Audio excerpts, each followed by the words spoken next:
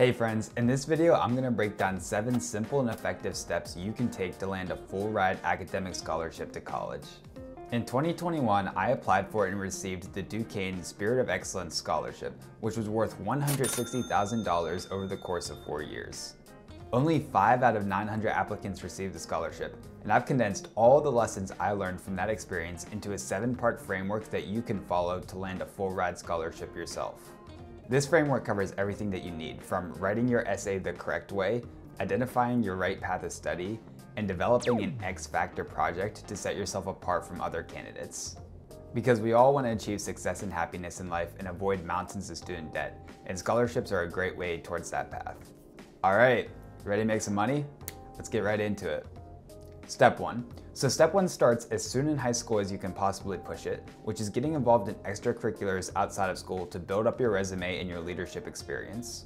You might hear that the real world values niche specific skills, which I found to be true, but when it comes to applying to college, they really do want the quote, well-rounded individual. The best way to demonstrate this well-roundedness is to show that you're involved in lots of activities outside of your normal schoolwork. Specifically, I recommend joining at least 2 to 3 clubs and becoming a leader in at least one of them to show this. Now you might be asking yourself what sort of clubs you should join, and I would say that it actually doesn't really matter. Of course it looks great if you're like president of the honor society and you can put that on your resume, but if you're also like captain of your esports team, I think that's equally as valuable. This is because the main benefit of showing that you're involved in extracurriculars comes from showing that you have people skills outside of your normal schoolwork.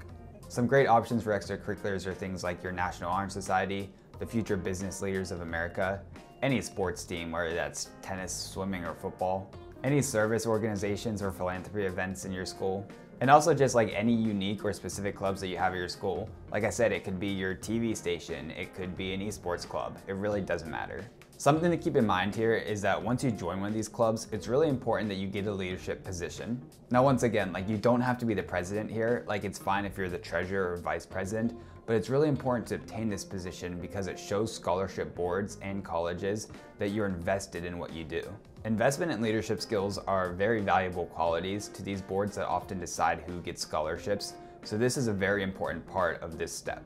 Now, if you're like a junior or senior and you kind of drifted through the early years of your high school not really doing much, you might think it's too late, but I'm here to tell you that it's not. As soon as you join the club, you can slap it on your resume and you can start contributing right away. I don't mean to get all philosophical on y'all, but I'm gonna drop a Chinese proverb that I love. And it goes something along the lines of, the best time to plant a tree is 20 years ago, but the second best time is today. So basically what this is saying is if you procrastinated on getting involved in high school, maybe you're a junior or senior and you don't have a lot to put on, while the best time to start may have been when you were a freshman, you can still start today and then put it on your resume and benefit from this. Simply put, if you only do your high school activities, it's very hard to set yourself apart. Getting good grades usually isn't enough. You need to show these colleges or scholarship boards that you have leadership skills, communication capabilities, and you can organize events. Like I said, colleges love well-rounded, involved students. So step 1 is to get involved in as many extracurriculars as you can handle. And don't forget to get a leadership position. Now step 2 is a bit more introspective, and it's actually developing a path of study that you're interested in pursuing. Now this doesn't have to be final at all, but for colleges, it's really attractive if their candidate has a plan for what they want to do. Now I do want to emphasize here that this does not have to be final, but it's really valuable to at least have a preliminary path when you're applying to colleges or scholarships. I like to use this analogy. A scholarship or any money that a college gives you is an investment, so you need to think about how you want to portray yourself as that investment opportunity. Let me put it this way, if you were given $1,000 and you had to choose between 2 options, A and B, which one would you choose? Option A is a group of hardworking people who have a sound business plan and can communicate to you what they're going to do and why they're going to do it. And option B is your crazy uncle who just wants to sell things so he can go to the bar later. Of course you're going to choose option A, so think about scholarships that way as well. You want to prove to these people that you are a good investment, and every good investment happens to a place that has a plan.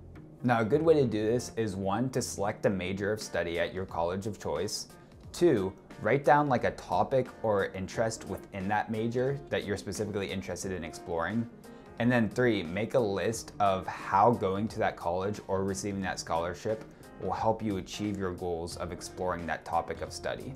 I recommend just like setting aside an hour in the evening or something and sitting down and just kind of coming up with some rough ideas about what you want to do, because doing this is going to lay the foundation for your steps in the future and will make getting a scholarship so much easier.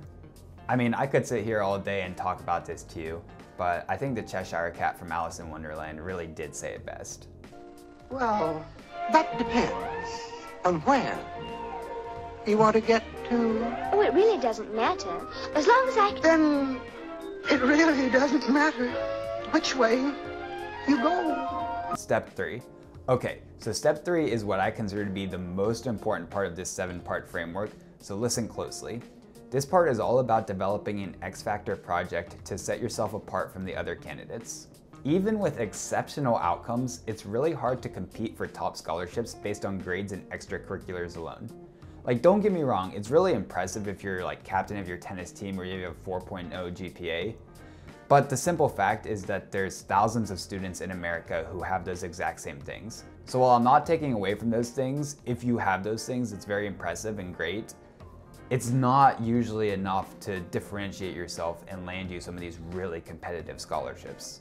In order to stand out, I recommend developing an X Factor project, which is simply a non-school related project that highlights your skills and interest in that field of study that you identified back in step 2. To illustrate this, I'm going to tell you the project that I used that landed my full ride scholarship. So I had a little like side hustle agency. I called it Mazurkiewicz Media and Marketing. Basically what I did is I developed WordPress websites for local organizations and businesses in my area. I literally went online to YouTube and looked up like a 3-hour tutorial on how to build WordPress websites, kind of practiced a bit and learned the skill, and then just started cold emailing organizations and businesses in my local hometown and just started building websites for them. And what I actually did was, for my local church, I didn't even have to advertise my services to them. They just hired me to make the website for them. And then I was able to take this website and use it as my differentiator, my X Factor project, to set myself apart from the other candidates. Because while lots of students might have good grades or are captain of their sports team, not a lot of students go above and beyond in making websites. This proved to the scholarship committee board that 1, I had initiative and could take action without someone telling me to do it. 2, I had actual skills and wasn't just straight up lying on my resume. But 3, and the most important part, is it made my application unique and it piqued their interest. Now, when you're deciding what to do for your X Factor project, there's some key notes to keep in mind that I followed and that I think are really important as well. The first is to pick something that you can realistically do in 6 months. While it might be tempting to do something really grand, you also want to make sure that it's within your capabilities. You can just go on YouTube and look up ideas for inspiration, or even use like an AI tool like ChatGPT and just ask it for ideas on student projects. The point is, you want to pick something that's ambitious, but also that you can learn to do and execute on in about half a year. The second thing is to make sure that you can show what you did and not just tell it. Ideally, you want to do something that you can show in a website, some sort of project portfolio, or even talk about in a YouTube video. These scholarship board people or college admission counselors are going to want to be able to see the work you produce, so make sure that there's an actual way you can show them and that you're not just talking about what you did. For me, this was an actual link I could put in my application to my website. So I could actually show that I did this and not just say I built a website, but actually show them the website I built. The third thing is that it should be related to your major or area of interest that you identified back in step 2. Now, like if you have an Eagle Scout project that serves the community, that might be really great and shows that you have initiative, but it doesn't really wow college counselors or scholarship boards, and it doesn't really prove to them why they should give you money to study your specific thing at their college. Therefore, you should try to pick something that's actually related to the field you're going into. For example, if you're a computer science major, you could write your own program or script. If you're a nurse, you could organize weekly meetings for senior citizens in your area or some sort of health initiative. If you're an English major, you could start your own blog or newsletter or something to actually showcase your writing skills. The point is, you want your project to show that you have the skills in your area of study. The fourth tip is to try to make it service-oriented if it's possible. So obviously mine wasn't very service-oriented because I was more of a business major, but if you can do something that actually helps people or serves the community, that's just bonus points because that looks really good to scholarship boards. If you don't really know where to start to learn the skills to build your project, let me tell you, YouTube is an amazing resource. Like I said, I looked up like a 3-hour-long tutorial and it taught me everything I needed to know about building websites. And there's so many videos out there that will probably teach you exactly what you need to do. So start at YouTube. If that's not enough, you can consider buying a course or reaching out for help from someone who's an expert in the area. But I think for most things, YouTube is actually good enough for learning what you want to do. After you complete your project, make sure you document it and package it in an appealing way. Like I said, if you did something within the community, take photos of it and put it on a website. Or make a YouTube video about how you did it and why you did it. Or even just make like a news article and try to get it published in your local paper. Something that's tangible and that shows what you did and not just tells about it, because that packaging is vital to set yourself apart. Developing this X Factor project is what I credit with helping me get this scholarship, so please do not skip this step. It's so important. As an added benefit, as you're working through your project, you'll probably actually identify if you like what you chose in step 2, because you're going to be doing stuff that's related to it. So it's also a good litmus test to see and explore what you're actually interested in and find out what actually excites you and engages you. Step 4. So step 4 is about finding the actual scholarship opportunities that can land you the big bucks. If you've gotten this far, you've done the hardest part, which is the foundational work. You've joined the extracurriculars, you built an X Factor project, you identified what you want to do. Now comes actually finding the scholarship opportunities that can get you lots of money. Now I think there's generally 2 ways you can go about this. The first is you can prioritize where you go to college, or you can prioritize how you go to college. So I definitely prioritized how I went to college, which is basically the theory that I was gonna go wherever I got the most money and wherever the right opportunity was. It's okay to have like a dream school and be picky about where you wanna go, but you have to recognize the trade-off there is that you might not have as many opportunities to scholarships and other resources. So just identify which you value more, where you go to college or how you go to college, because that's probably going to impact how you search for scholarships. Now, I've had my share of scouring the internet for scholarship opportunities, and I think there's basically 3 best ways to find good scholarship opportunities. The first is to use scholarship search engines like scholarship.com or scholarshipowl.com. There's plenty of great websites out there that have accumulated lists of scholarships, so simply Google either the search engines I mentioned or just look up lists online. In fact, I'll link some in the description below. The second is going to your guidance counselor for local scholarships. Listen, I know you're not going to your guidance counselor, and I was exactly in your shoes when I was in high school, but the truth is that you're actually missing out by not talking to them. Usually there's tons of great local scholarships that not a lot of kids are applying for and where the competition is lower. So if you actually go to your guidance counselor, you can find access to these opportunities. And the third and probably the most effective way is simply going to university websites and trying to find recurring legacy scholarship programs that you can apply to. This is probably where you're going to find the majority of full ride academic scholarships like I did. Usually like top schools will have a recurring program where they'll select like 5 students every year for a top scholarship. Simply searching university websites for these recurring programs or Googling about them is a great way to find the really good opportunities that can carry you all the way through your 4 years of university. After you find these resources, compile a list of your top 5 to 10 that you think are worth the time and effort, and then it's time to get to applying. Step 5. So step 5 is the dreaded scholarship essay, which is probably the most pivotal part in the process, so it's important that we go about this the right way. Now, the key to writing a good scholarship essay lies in 2 parts, which is nailing the content and the style. So the content is what the essay is actually about. Now, I strongly recommend making your essay about how you built your X Factor project, because this not only highlights your X Factor project further and sets you apart from other candidates, but it also allows the scholarship board or whoever's reading your essay insight into your thought process behind the project. Your essay should also either emphasize service to others or talk about a difficulty that you overcame, because these are both attractive things to a scholarship council. For example, growing up, I lived in a rural area that didn't have broadband internet. Basically means my Wi-Fi was really bad. So I actually wrote about this as an obstacle I had to overcome while developing websites. Like I said, I had to drive to McDonald's sometimes to use their free Wi-Fi when our Wi-Fi was down. So by highlighting this difficulty, this obstacle that I overcame, I was able to appeal to the scholarship committee better. Now you've probably heard this one 1,000 times, but make sure that if you're talking about a difficulty that it's actually unique to you. Like, don't talk about a sports injury because so many students have gone through that and written about it. Try to make it something that's a little more unique. Even if you don't think it's that big of a setback, just make sure it's something that's actually unique and personal to your situation. So after you pick what you're gonna write your essay about, which is the content, next comes the style, which is actually just writing good in general. So from my experience, I think that your scholarship essay should be a story and a narrative style because that's what worked for me. You can include some like rambling at the end about like why you deserve the scholarship, but the main structure of your essay should be a story, like a specific event that highlights what you want to do. Also, there's just the general good writing conventions that you should probably follow.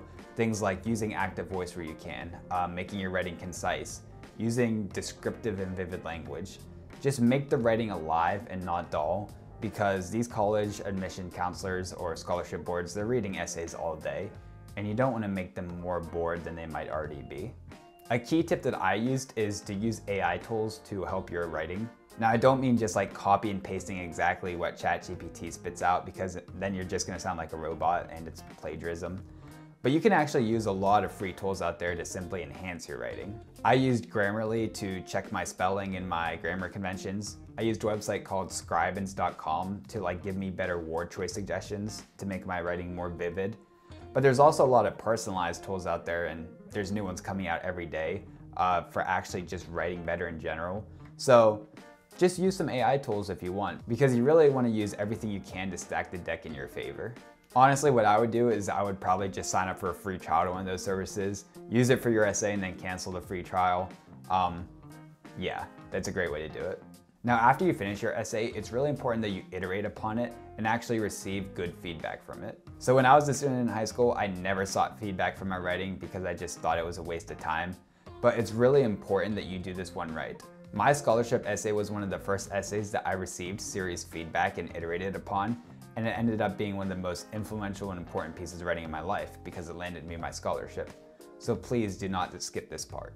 I think the best way to receive feedback is to actually get anonymous feedback, because people who know you are probably going to be biased and they might not like tell you the truth. So actually what I did is I went to Reddit, specific subreddits that specialize in giving feedback on college essays, and asked random strangers on the internet to read my essay and then give me good feedback. And this actually worked out pretty good. And then I was able to take that feedback and over the course of about a month, continue to refine and edit my essay until it was something that I was really proud of. Remember, this one piece of writing can make or break your entire application, so really take your time with it. Make sure that you spend at least 3 weeks refining and honing your writing, because this really is the pivotal part of your scholarship application.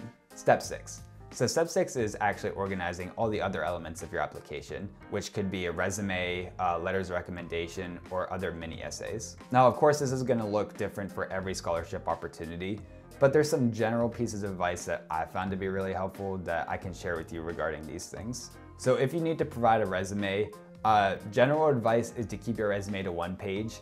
I'll tell you right now that my resume was actually like 3 pages and it worked out just fine. So I think it might be a little different for a scholarship application. Of course, 3 pages was probably overkill, but I think you should definitely lean more on the sides of showing all your skills, abilities, and extracurriculars. Like, make sure you don't leave anything important out. It's better to go overboard in showing what you're capable of than leaving important stuff out. Also, some other good key tips for writing a great resume is to use quantifiable results. Like, instead of saying that you were the president of your National Honor Society, say that you raised $2,000 for local veterans in your area by holding a breakfast. Including specific numbers and actions means that you're less likely to be making it up, and it also gives people who are reading it an idea of your actual contribution to the organization. Also, just make your resume easy to read.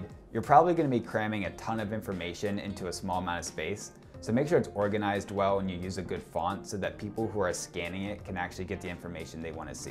And my third tip is just make it unique to you. Highlight your unique skills, interests, and experiences. The best way to get these scholarships, as I mentioned before, is to set yourself apart from other candidates. So wherever you can tweak something small just to make it more individual and personalized to you, do it, because that's going to pay off dividends in the long run. If you have to include a letter of recommendation in your application, there's also some key tips that I followed that worked out well for me. The first is that it helps to choose a teacher who's related to that area of study you identified back in step 2. Like, while it might be great to get a letter of recommendation from your gym teacher, it's gonna mean more if you're a chemistry major and you get a letter of recommendation from your chemistry teacher. Also, keep in mind teachers who like you and are willing to put in the effort to actually write a good letter of recommendation for you, because this matters. Pick a teacher that you know cares about you and is actually gonna put in the effort to write a really well piece of recommendation. And also give them enough time to write it. Like, don't come to them a couple days before and ask them for it, because then it's gonna be rushed and not as good. Give them a couple weeks in advance so they can actually take their time with it. If I could summarize step 6, it would simply be to make sure you don't have a weak link in your application. Make sure that you take your time and put effort into everything, because even the smallest mistake can be the difference between you getting that scholarship and somebody else getting it. So simply make sure that you do everything well, all the additional elements that could be in your application. Step 7. So step 7 is just simply about continuing and repeating the process to maximize your likelihood of receiving lots of scholarship money. So I only applied for like 5 major scholarships, and I ended up getting 1, which is all that matters. And this is why I recommend going deep rather than wide. So picking the few scholarships that you think are really worth the time and have good opportunity, and then spending a lot of time on these ones instead of like spreading out your energy and applying to a ton of random scholarships. Now, this might vary depending on who you are. Like, if you're a member of a certain demographic, there might be a ton of scholarships available to you, and then in that case, it might actually be more beneficial to apply to a lot of them. But I found for me that by focusing my time and efforts on just a few of them, I was able to maximize my likelihood of receiving those ones. Some people recommend following up your scholarship application by like reaching out to the person and emailing them and thanking them for their time, kind of like what you would do in an interview. I personally didn't do this, so I don't think it's necessary, but if it's something that's worked for you in the past, it might be something worth exploring. And at the end of the day, I mean, shooter's gonna shoot. In order to get good scholarships, you're going to have to put in the time. You're gonna have to send out a decent amount of applications and actually put in the effort. Don't get discouraged if you don't get them. I was rejected by like 5 different scholarships before I landed my full ride. So trust me, one failure is a learning opportunity. It's not the end of the road. Keep going, and I guarantee you that if you follow the 7-part framework and keep trying, there's a good chance that you're going to get a really good scholarship. If you made it to the end of the video, you are now armed with the proper skills to land big-time scholarships. I'm confident from my experience landing my full ride academic scholarship that this 7-part framework can work for anyone, including you watching this video. And that if you follow these steps, it will maximize your likelihood of receiving big-time scholarships. In an era when people are paying off their student debt into their late 50s, by taking the right actions now, you can set yourself up for freedom and success later in life. And a lot of those actions simply come down to applying to the right scholarships. Now, don't get me wrong, applying to scholarships does kind of suck. It's a long and tedious process, but it really can fundamentally change your life if you put in the time and effort. Thank you so much for taking your time to watch this video. I hope you found my advice useful. My experience applying to and receiving my scholarship was one of the best and most informative experiences in my life. And I hope that the lessons I've shared with you today can help you in your journey to achieve financial freedom by going to college for less. If you enjoyed this video, I know you will enjoy the other videos on my channel. I talk a lot about my major and give college advice and tips in general. So if you're interested, check them out. Otherwise, have a fantastic day.